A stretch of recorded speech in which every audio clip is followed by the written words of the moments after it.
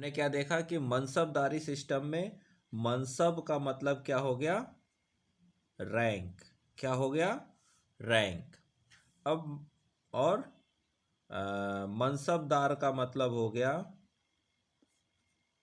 मनसबदार का मतलब हो गया ऑफिसर जो उस रैंक पर है।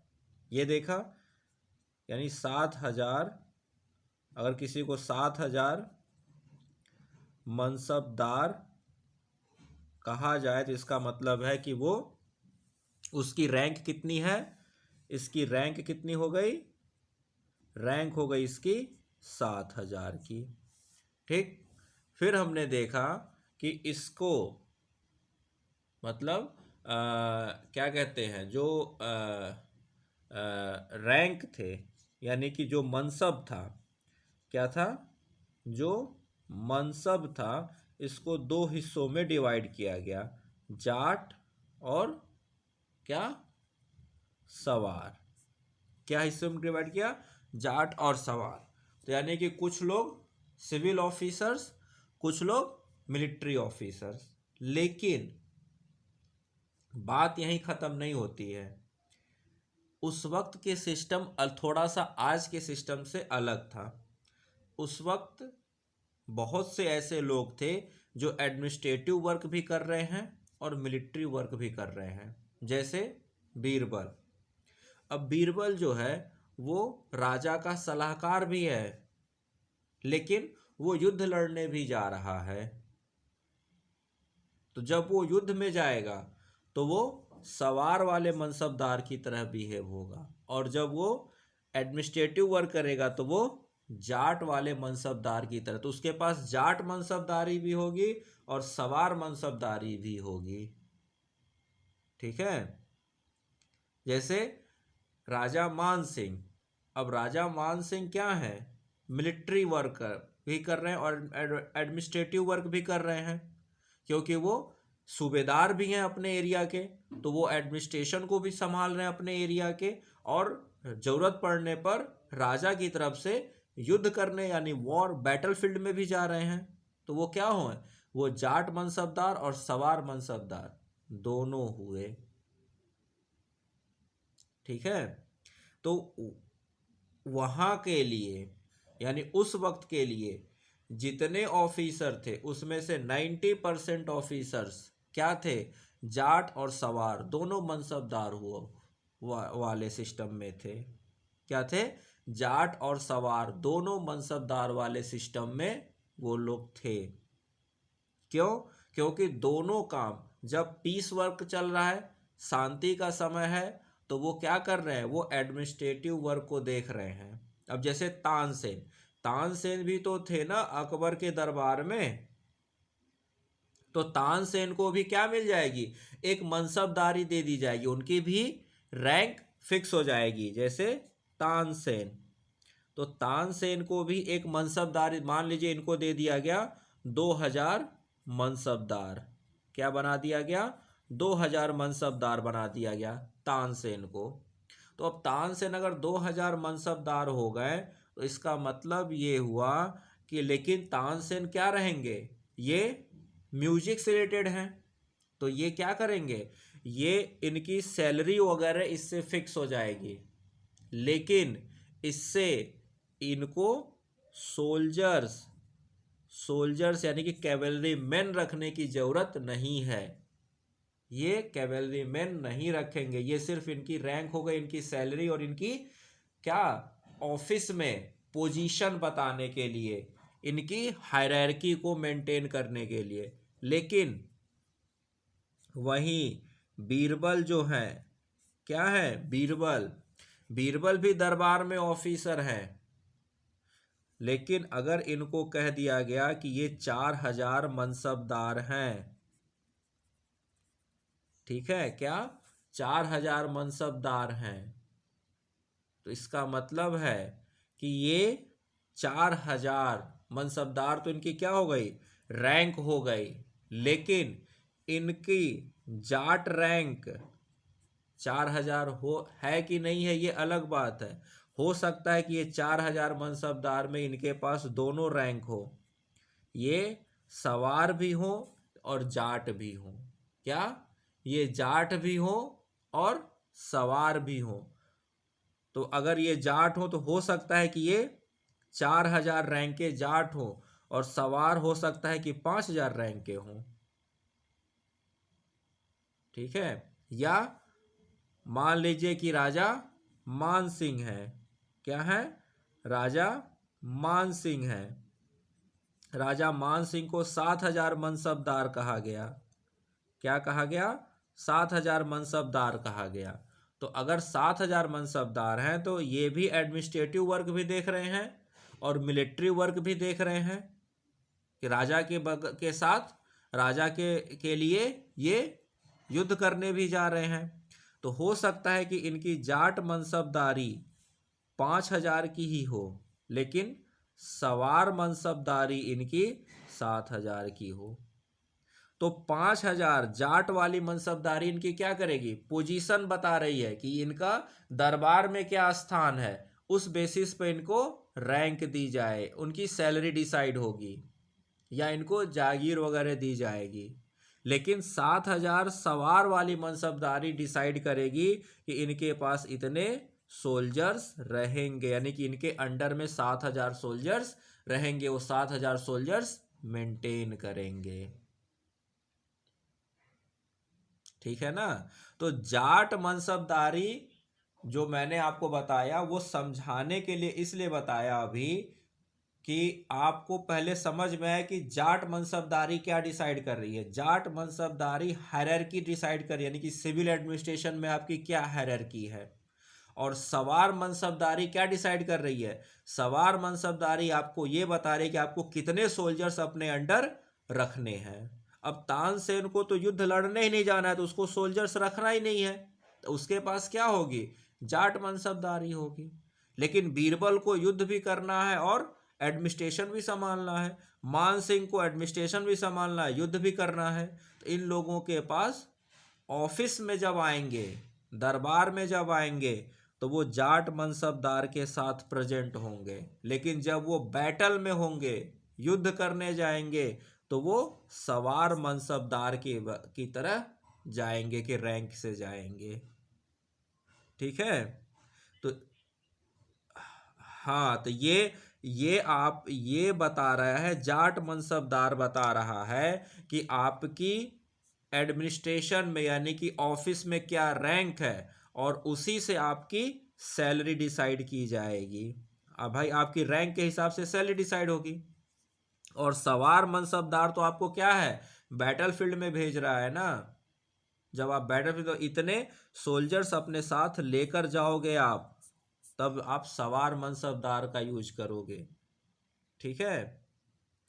कई बार ऐसा भी होता था कि जाट मनसबदारी कम, सवार मनसबदारी ज़्यादा होती थी। कई बार सवार मनसबदारी कम होती थी और जाट मनसबदारी ज़्यादा हो जाती थी। जैसे इसमें देखिए या इसमें देखिए, और कहीं कहीं पर तो सिर्फ एक ही होता था।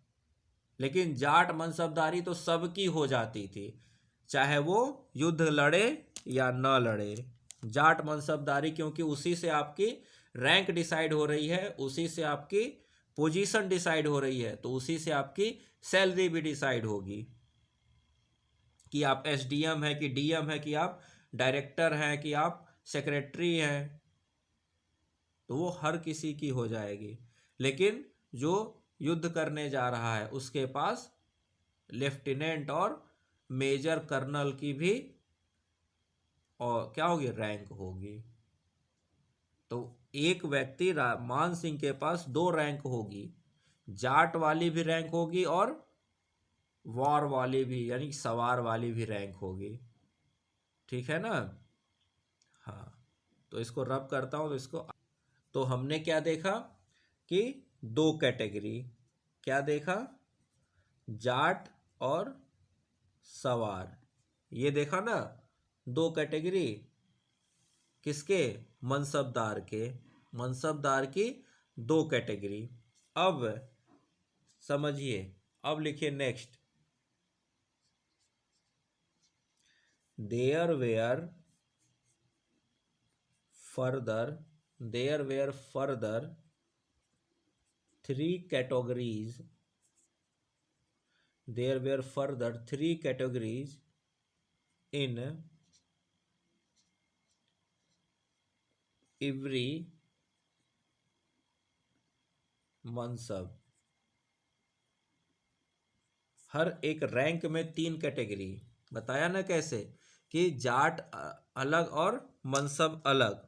तो वो कैसे? तो अगर मान लीजिए किसी का जाट और मनसब दोनों सेम हो, किसी का जाट कम हो मनसब ज़्यादा हो, किसी का मनसब कम हो जाट ज़्यादा हो, ठीक है। इस तरह से तीन कॉम्बिनेशन बनेगा। तो उनको समझते हैं। क्या होंगे? रैंक। मान लीजिए कि किसी की रैंक 1000 मनसबदार है, तो अगर 1000 मनसबदार है तो उसमें किस तरह का वो मनसबदार है। अब उसका फर्दर सब डिवीजन, 1000 मनसबदार है तो उसका फर्दर तो किस तरह समझिए, पहले इसको लिखिए उसके बाद इसको समझाता हूं। फर्स्ट कैटेगरी, पहली कैटेगरी लिखिएगा। ए पर्सन या ऑफिसर, ए पर्सन या officer who was required to maintain, who was required to maintain as many sawars as his Jat rank. तो जो उसकी जाट रैंक है, क्योंकि जाट रैंक तो हर किसी को मिलनी है, जाट रैंक तो हर किसी को मिलनी है। सवार रैंक क्या होगी? जब वो सोल्जर्स को मेंटेन करेगा, यानी कि हॉर्समैन मेंटेन करेगा, तब वो सवार कैटेगरी हो बनी उसकी। तो जाट रैंक तो हर किसी की, तो जिसकी जाट रैंक जितनी है उतनी ही उसकी सवार रैंक। जैसे लिखिएगा, लिखिएगा जाट रैंक एंड सवार रैंक वेयर इक्वल। जाट रैंक एंड सवार रैंक वेयर इक्वल। मान लीजिए 7000 एंड 7000। जाट रैंक भी उसकी 7000 है, सवार रैंक भी 7000 है। तो ऐसे ऑफिसर फर्स्ट कैटेगरी के ऑफिसर हो गए। क्या हो गए? फर्स्ट कैटेगरी के ऑफिसर हो गए। ठीक है, क्या हो गए? फर्स्ट कैटेगरी के ऑफिसर। दूसरा लिखिए। तो ऐसे बहुत कम थे, जैसे राजा मान सिंह हो गए, राजा टोडरमल हो गए, बीरबल हो गए, ये लोग फर्स्ट कैटेगरी के ऑफिसर हुआ करते थे। इनकी जाट रैंक और सवार रैंक दोनों एक हुआ करती थी, बी। और जनरली जैसे प्रिंसेज वगैरह, यानी कि राजकुमार जो हुआ करते थे, जहांगीर या बाकी और जो भी राजकुमार थे, उन सबों की भी फर्स्ट कैटेगरी में, यानी कि उनकी जाट रैंक और सवार रैंक दोनों सेम होती थी। नेक्स्ट है सेकंड कैटेगरी। सेकंड कैटेगरी लिखिए।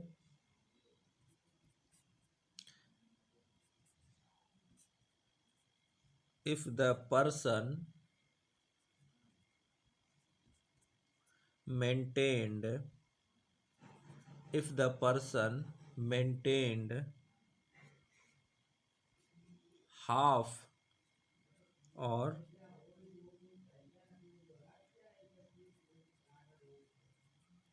more sawars as his jat rank।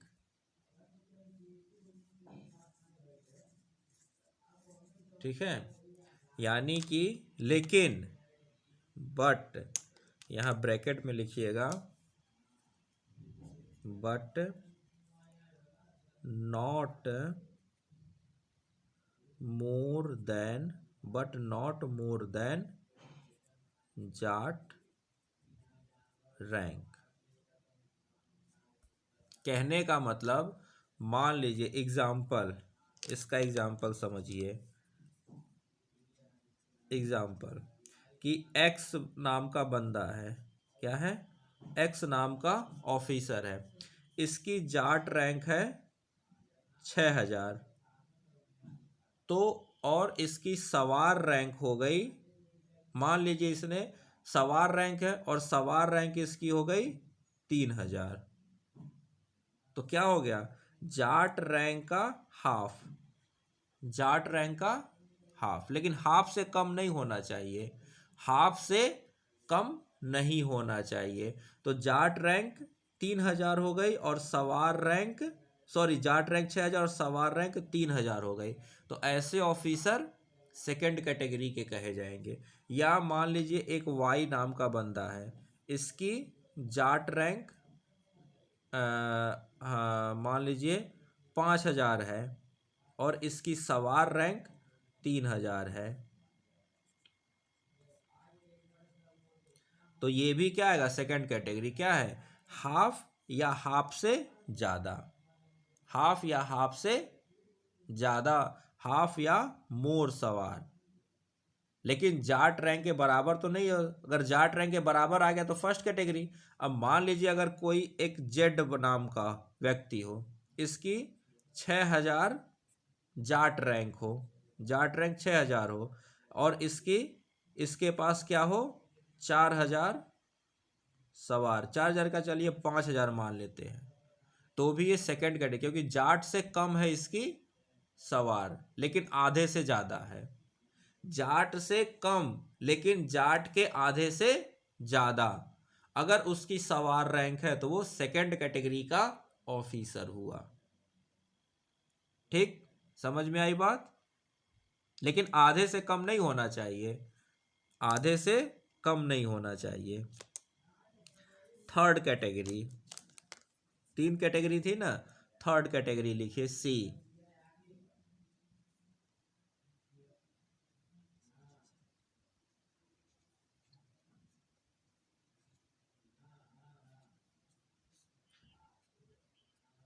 हाँ समझिए, दोबारा समझाता हूं।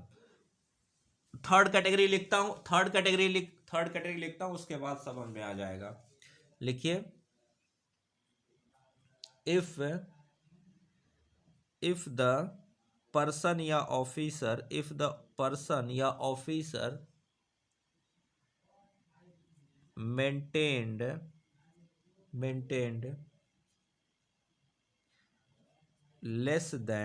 maintained less than half as his jat rank,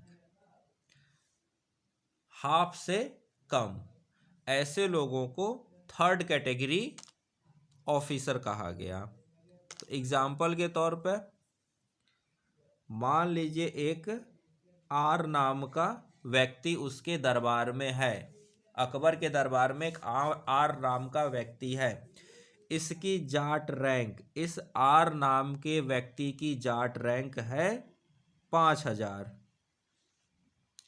are नाम के व्यक्ति की जाट रैंक है 5000 और इसकी सवार रैंक कितनी है, 2000, सवार रैंक कितनी है, 2000। तो 2000 क्या है, उसकी जाट रैंक से कम है ना, हाफ से कम है, 2000 जाट रैंक के हाफ से कम है ना, जाट रैंक 5000, इसका हाफ कितना हुआ, 2500, 2500, 2500 से इसकी सवार रैंक क्या है, कम है ना, तो ऐसे ऑफिसर को थर्ड कैटेगरी का ऑफिसर कहा जाएगा। क्या, थर्ड कैटेगरी। एक और एग्जांपल लेते हैं, मान लीजिए एस नाम का व्यक्ति है, ठीक, इसकी जाट रैंक, एस नाम के व्यक्ति की जाट रैंक 3000 है, क्योंकि जाट रैंक तो हर किसी की होनी है, अगर आप सर उस वक्त ऑफिसर हैं तो आपकी रैंक होगी वो जाट रैंक। मनसब सवार रैंक कब आएगी, जब आप सोल्जर मेंटेन करोगे, यानी आपको जब सोल्जर मेंटेन करने को कहा जाएगा तो आपको सवार रैंक दिया जाएगा। तो कहा गया एस से कि अब आप सोल्जर भी मेंटेन करो। कितने सोल्जर मेंटेन करो? 1000। तो एस की जाट रैंक 3000। ये जाट रैंक इसको क्या दिलाएगा? सैलरी दिलाएगा, पोजीशन दिलाएगा, मान सम्मान दिलाएगा। और सवार रैंक क्या देगा? सवार रैंक कहेगा कि भैया तुमको 1000 सैनिक सोल्जर अपने अंडर रखने हैं। तो वो व्यक्ति, वो ऑफिसर जिसकी सवार रैंक उसके जाट रैंक के आधे से कम हो, वो थर्ड कैटेगरी का सोल्जर है। फिर से समझिए शुरू से कहानी को। एक क्या है? एक व्यक्ति है ए, या एक, चलिए ए से तो अकबर हो गया, बी। एक बी व्यक्ति है अकबर के दरबार में। इस बी व्यक्ति को ऑफिसर है तो उसकी जाट रैंक तो उसको मिलेगी। उसकी जाट रैंक मिली उसको 7000। लेकिन अकबर ने कहा कि तुम एक अच्छे योद्धा भी हो, तो तुम क्या करोगे? तुम हमारे लिए युद्ध भी करोगे, तो उसके लिए तुमको सवार रैंक भी मैं देता हूं, और तुम्हारा सवार रैंक तुम्हारे जाट रैंक के बराबर रहेगा। तुम्हारा सवार रैंक तुम्हारे जाट रैंक के बराबर रहेगा। तो अगर उसका 7000 जाट रैंक था और कह दिया गया कि अब तुम्हारा सवार रैंक तुम्हारे जाट रैंक के बराबर रहेगा, इसका मतलब है कि तुम फर्स्ट कैटेगरी के ऑफिसर हो गए। या अकबर ने यह कहा कि बी को फर्स्ट कैटेगरी ऑफिसर माना जाए, बी को फर्स्ट कैटेगरी ऑफिसर माना जाए। तो अगर बी को फर्स्ट कैटेगरी ऑफिसर माना जाए, इसका मतलब है कि अल्टीमेटली बी को क्या करना पड़ेगा? अब 7000 घुड़सवार अपने पास रखने, मेंटेन करने पड़ेंगे। तो जो ऑफिसर, राजा के दरबार का ऑफिसर जो भी हो, ए बी सी डी कोई भी हो, अगर उसकी जाट रैंक और उसकी सवार रैंक दोनों बराबर है, तो ऐसा व्यक्ति ए कैटेगरी यानी कि फर्स्ट कैटेगरी का ऑफिसर कहा जाएगा। अब आते हैं सेकंड में। तो हर कोई तो फर्स्ट कैटेगरी का ऑफिसर बन नहीं सकता, उसके नीचे के भी ऑफिसर होने चाहिए। तो मान लीजिए अब एक्स नाम का व्यक्ति है, उसको अकबर ने कहा कि फला व्यक्ति 6000 मनसबदार है। एक्स जो है वो 6000 मनसबदार होगा। तो एक्स 6000 मनसबदार, उसकी रैंक कितनी हो गई? 6000, यानी उसकी जाट रैंक कितनी हो गई? 6000। अकबर यानी कि एक्स की जाट रैंक कितनी हो गई? 6000। लेकिन बात यहीं खत्म नहीं होती है। अकबर ने कहा कि तुम 3000 मनसबदार रहोगे। अकबर ने कहा कि तुम 3000 मनसबदार भी रहो, सवार मनसबदार रहोगे। कितने? 3000 सवार मनसबदार रहोगे। इसका मतलब है कि अब इस एक्स को 3000 घुड़सवार सैनिक अपने साथ मेंटेन करने पड़ेंगे। लेकिन ये 3000 जो इसकी सवार रैंक है, इसकी जाट रैंक की क्या है? हाफ है। तो जिस व्यक्ति की सवार रैंक उसके जाट रैंक से आधी या उससे ज्यादा हो, लेकिन जाट के बराबर नहीं है, जाट के बराबर नहीं है और आधी से कम नहीं है, जाट से कम है लेकिन आधी से कम नहीं होनी चाहिए, जाट के आधी से अधिक होनी चाहिए। तो 6000 का आधा 3000। अगर यही, अब ये 5000 का आधा 2500, लेकिन ये 3000 है ना, तो ऐसे जितने भी ऑफिसर होंगे ये सब क्या होंगे? सेकंड कैटेगरी के ऑफिसर होंगे। क्या होंगे? सेकंड कैटेगरी के ऑफिसर होंगे। अब एक और ऑफिसर है उसके दरबार में जो आर नाम से है। एक आर नाम का ऑफिसर अकबर के दरबार में है। अकबर ने कहा कि ठीक है, तुम 5000 जाट मनसबदार हो, लेकिन तुम 2000 सवार मनसबदार रहोगे, तुम 2000 सवार मनसबदार रहोगे। तो अब समझिए, ये 2000 सवार मनसबदार यानी कि इसके जाट रैंक से आधा हो गया ना सवार, जाट रैंक से आधा हो गया ना सवार। तो अगर जाट रैंक से आधा हो गया तो इसका मतलब है कि ये थर्ड कैटेगरी ऑफिसर होगा। क्या होगा? थर्ड कैटेगरी ऑफिसर होगा। तो ऑफिस की ऑफिसर की कैटेगरी, उसकी पोजीशन, उसकी हायरार्की कौन डिसाइड कर रहा है? जाट रैंक डिसाइड कर रही है। जाट मनसबदारी, जाट रैंक ही डिसाइड करेगा। अगर 7000 जाट है तो 6000 वाले से वो बड़ा है, 5000 वाले से 6000 बड़ा है। अब इन दोनों में मान लीजिए ये भी 5000 है, ये भी 5000 है, तो अब किसको बड़ा मानेंगे? तो अब ये 3000 सवार है और ये 2000 सवार है, तो बड़ा कौन हुआ? 5000 वाला बड़ा हुआ। ठीक है। तो जाट ही वाला जो रैंक है वही हायरार्की मेंटेन कराएगा। सवार वाला तो सिर्फ क्या है, उतने कैवेलरी सोल्जर्स मेंटेन करो। ठीक है, उतने सोल्जर्स मेंटेन करो। मान लीजिए कि जैसे दो है, अब देखिए मान लीजिए 6000 रैंक का है और इसकी क्या है, 3000 मनसबदारी है, सवार मनसबदारी। अब देखिए समझिए हायरार्की कैसे डिसाइड होगी।